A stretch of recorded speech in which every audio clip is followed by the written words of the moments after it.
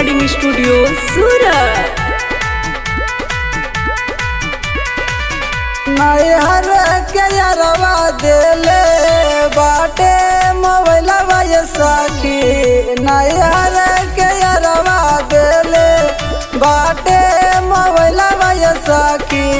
रतिया में हमके बुला के मरले बमा जाए सखी, रतिया में हमके बुला के मरले बमा जाए सखी।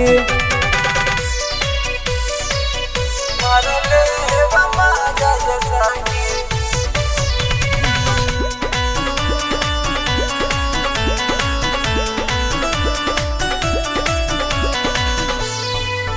कबो एने कबो ओने कही देला हमके, होठ लाली के बुझता मलाई हो, होठ लाली के बुझता मलाई हो।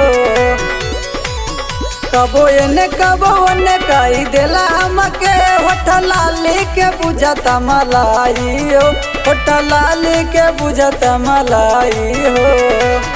हरदम टोबल चाहे दोनों फूल बनाए सखी, हरदम टोबल चाहे दोनों फूल बनाए सखी।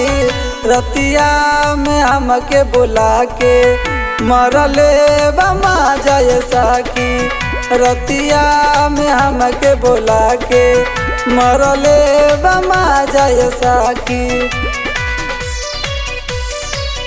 मरले बमा जाए सखी।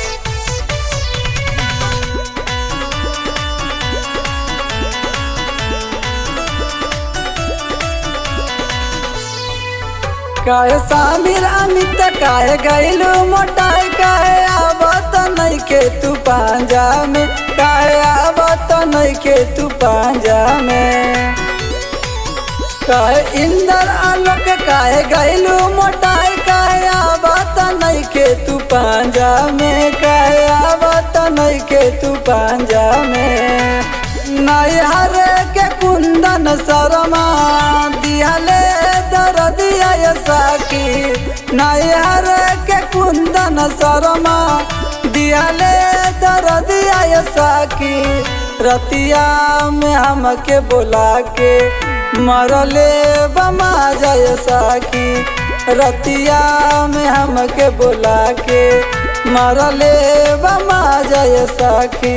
ये सखी का बताई।